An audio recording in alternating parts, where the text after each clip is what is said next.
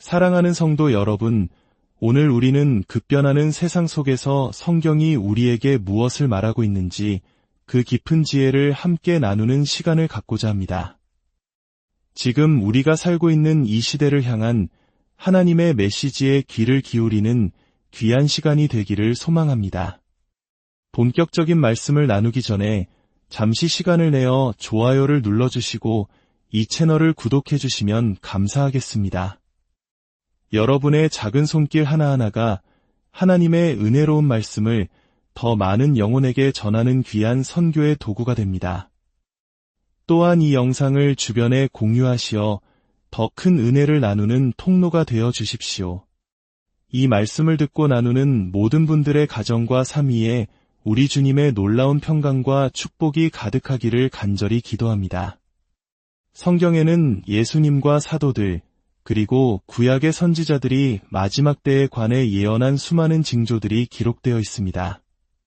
특별히 이 모든 징조와 사건들이 역사상 단 한 번, 바로 한 세대 안에 동시다발적으로 일어날 것이라고 예언합니다. 오늘 우리가 주목할 주제는 바로 세계화라는 거대한 흐름입니다. 지금으로부터 2000년 전 혹은 불과 100년 전만 해도 전 세계가 경제, 군사, 정치, 그리고 문화적으로 하나의 공동체처럼 움직인다는 것은 상상조차 할 수 없는 일이었습니다. 우리 부모님 세대가 겪었던 혹독한 전쟁과 가난의 시대를 떠올려 보십시오. 그때 누군가가 오늘날처럼 전 세계가 인터넷으로 연결되고 하루 만에 지구 반대편으로 날아갈 수 있는 세상을 이야기했다면 과연 믿을 수 있었을까요? 하지만 지난 50에서 60년 사이에 이 모든 것은 거짓말처럼 우리 눈앞에 현실이 되었습니다. 성경은 역사가 어디로 흘러가는지 분명히 보여줍니다. 요한계시록 13장 3절은 온 땅이 놀랍게 여겨 짐승을 따르고 라고 기록합니다. 이는 마지막 때에 한 명의 강력한 지도자, 즉 적그리스도가 나타나 전 세계적인 영향력을 행사하는 정부를 세울 것을 의미합니다. 물론 그가 모든 국가, 모든 사람을 완벽하게 지배하는 것은 아닐 것입니다. 성경은 동시에 거대한 영적 부흥과 추수가 있을 것이라고도 약속하기 때문입니다. 하지만 그의 영향력은 모든 나라와 민족, 모든 언어권에 미치게 될 것입니다.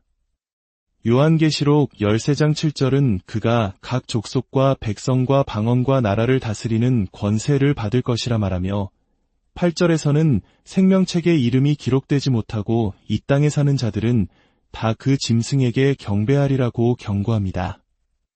이 끔찍한 예언이 실현될 수 있는 무대가 바로 지금 세계화라는 이름으로 우리 눈앞에서 만들어지고 있습니다.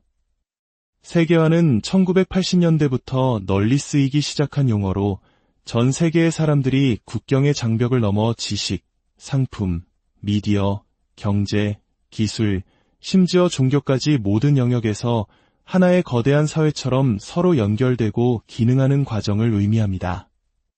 물론 주님이 다시 오시기 전까지 100% 완전한 통합은 없을 것입니다. 하지만 인류 역사상 그 어느 때보다도 강력한 수준의 통합과 상호 연결이 이루어질 것입니다. 오늘날 우리에게는 너무나 당연한 이 현상이 불과 50년 전만 해도 극소수의 미래학자를 제외하고는 아무도 예측하지 못했던 일입니다. 인간의 관점에서 세계화의 목표는 자원, 자본, 상품, 아이디어의 교류를 통해 인류의 삶을 풍요롭게 만드는 것입니다. 그리고 실제로 하나님께서는 이 세계화를 통해 복음이 땅끝까지 전파되는 선한 도구로 사용하고 계십니다.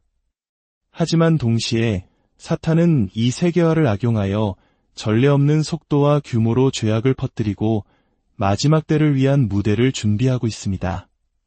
테러와의 전쟁, 글로벌 금융위기, 전 지구적 환경 문제 등 오늘날 인류가 직면한 가장 큰 문제들은 모두 한 국가의 힘만으로는 해결할 수 없는 국제적인 성격을 띱니다. 시장은 이미 국경을 넘어 하나가 되었지만 그것을 규제할 법과 제도는 각 나라에 흩어져 있습니다. 이러한 불균형은 거대한 위기를 낳고 있으며 역설적으로 이 위기는 사람들에게 세계 정부와 단일 경제 체제가 유일한 해결책이라는 인식을 심어주고 있습니다. 이처럼 성경의 예언은 지금 이 순간에도 착실하게 성취되고 있습니다. 이 거대한 세계화의 흐름을 가능하게 한 두 개의 기둥이 있습니다. 다니엘서 12장에서 하나님께서는 천사를 통해 선지자 다니엘에게 마지막 때의 가장 중요한 징조 두 가지를 보여주셨습니다. 바로 전례 없는 이동의 증가와 전례 없는 지식의 폭증입니다. 먼저 다니엘서 12장 4절 말씀을 함께 보겠습니다.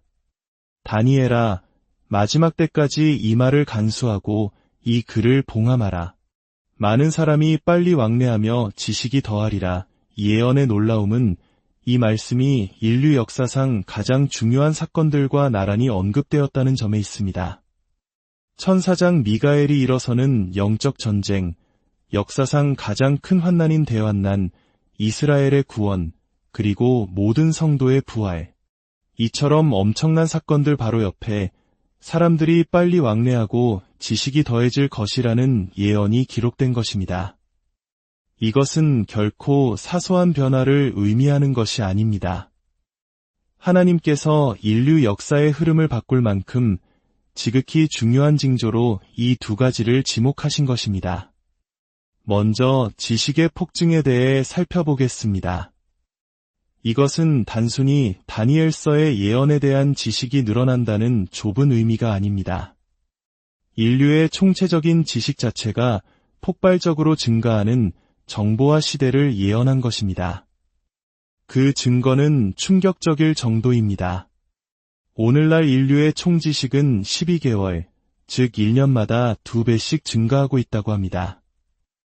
6000년 인류 역사 동안 쌓아온 모든 지식의 양이 단 1년 만에 2배가 되는 것입니다. 심지어 일부 연구에 따르면 머지않아 지식이 12시간마다 2배로 늘어나는 시대가 올 것이라고 합니다. 이것이 어떻게 가능할까요? 기원전 100년부터 서기 1700년까지 인류의 지식이 2배가 되는 데는 1800년이 걸렸습니다. 그 다음 2배가 되는 데는 200년, 그 다음은 50년, 20년, 10년으로 줄어들었고 이제는 단 1년이 걸립니다. 인류 역사상 존재했던 모든 과학자의 80%가 바로 지금 이 시대에 살아있다고 합니다. 이 모든 변화의 중심에는 인터넷이 있습니다. 1995년 전 세계 인터넷 사용자는 고작 1500만 명이었습니다. 하지만 2005년에는 10억 명, 2014년에는 30억 명을 넘어섰고 지금은 전 세계 인구의 절반 이상이 인터넷으로 연결되어 있습니다. 성경은 이미 이러한 시대를 예견했습니다. 요한계시록 11장에는 마지막 때에 예루살렘에서 두 증인이 사역하다 순교하는 장면이 나옵니다. 그리고 9절에는 백성들과 족속과 방언과 나라 중에서 사람들이 그 시체를 사흘 반 동안을 보며 라고 기록되어 있습니다. 2000년 전 혹은 텔레비전과 인터넷이 없던 100년 전에 이 구절을 읽었던 사람들은 과연 어떻게 이해했을까요? 예루살렘 길거리에 놓인 두 사람의 시신을 어떻게 전 세계 모든 민족이 동시에 볼 수 있단 말입니까? 그것은 신비로운 상징이거나 시적인 표현이라고 생각했을지 모릅니다. 하지만 오늘날 우리에게는 이성 생중계와 스마트폰을 통해 너무나도 명확하게 이해되는 현실입니다. 또한 요한계시록 13장은 거짓 선지자가 모든 사람으로 하여금 오른손이나 이마에 짐승의 표를 받게 하고 이 표가 없는 자는 매매, 즉 경제활동을 못하게 할 것이라고 예언합니다. 예언이 성취되려면 전 세계를 통제할 수 있는 통합된 정치-경제 시스템과 개인의 정보를 담화 신체를 통해 인증할 수 있는 기술이 반드시 필요합니다.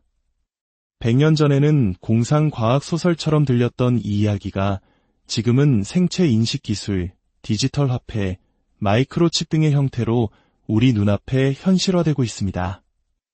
이 모든 것은 지식의 폭증이 없었다면 불가능했을 일입니다. 다음으로 이동의 증가를 살펴보겠습니다. 인류 역사 6천년 동안 가장 빠른 교통수단은 말이 끄는 마차였습니다.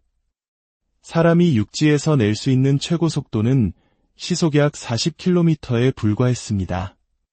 하지만 지난 100여 년 동안 인류는 시속 1000km에 육박하는 여객기를 타고 심지어 시속 28,000km로 나는 우주선을 만들어냈습니다.